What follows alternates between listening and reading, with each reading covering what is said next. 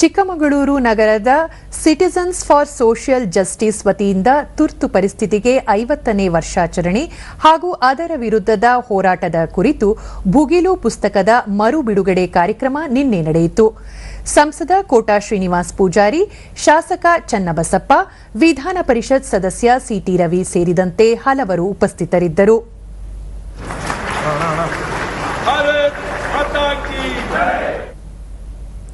ಕಾರ್ಯಕ್ರಮದಲ್ಲಿ ಸಂಸದ ಕೋಟಾ ಶ್ರೀನಿವಾಸ ಪೂಜಾರಿ, ತುರ್ತು ಪರಿಸ್ಥಿತಿ ವಿರುದ್ಧ ಜನರು ಹೋರಾಡಿ ಜಯ ಸಾಧಿಸಿದ್ದು ಭಾರತದ ಇತಿಹಾಸದಲ್ಲಿ ದಾಖಲಾಗಿದೆ ಎಂದು ಹೇಳಿದರು.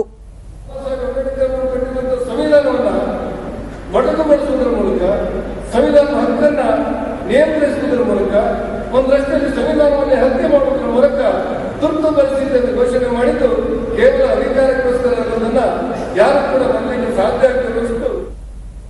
ಶಾಸಕ ಚನ್ನಬಸಪ್ಪ, ಜಯಪ್ರಕಾಶ್ ನಾರಾಯಣ್ ಅವರ ನೇತೃತ್ವದಲ್ಲಿ ತುರ್ತು ಪರಿಸ್ಥಿತಿ ವಿರುದ್ಧ ನಡೆದ ಹೋರಾಟಗಳನ್ನು ಹತ್ತಿಕ್ಕುವ ಪ್ರಯತ್ನ ಅಂದು ನಡೆದವು.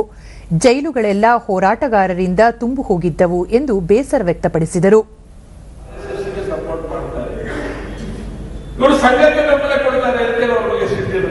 ಆ ಕಾರಣಕ್ಕೋಸ್ಕರ ಸಂದರ್ಭದಲ್ಲಿ ಜಯಪ್ರಕಾಶ್ ನೇತೃತ್ವದ ಹೋರಾಟವನ್ನ ಕೆಲಸವನ್ನು ಮಾಡುತ್ತಾರೆ.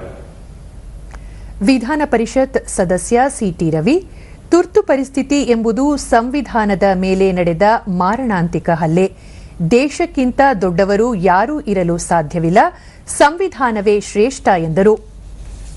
ಅವರಿಗೆ ಕೃತಜ್ಞತೆ ಸಲ್ಲಿಸೋದ್ರ ಮೂಲಕ ನಿಮ್ಮನ್ನ ನಾವು ಮರೆತಿಲ್ಲ, ನಿಮ್ಮ ನೆನಪನ್ನು ಸದಾ ಜೀವಂತವಾಗಿ ಇಟ್ಕೊಂಡಿದ್ದೇವೆ, ನಿಮ್ಮ ನೆನಪೇ ನಮಗೆ ಮುಂದಿನ ಭವಿಷ್ಯದ ಹೋರಾಟಕ್ಕೆ ಪ್ರೇರಣೆ ಕೊಡುತ್ತೆ ಅನ್ನೋದನ್ನ ತಿಳಿಸೋದಕ್ಕೋಸ್ಕರ ಈ ಯೋಜನೆಯನ್ನ ಮಾಡಿದ್ದೇವೆ.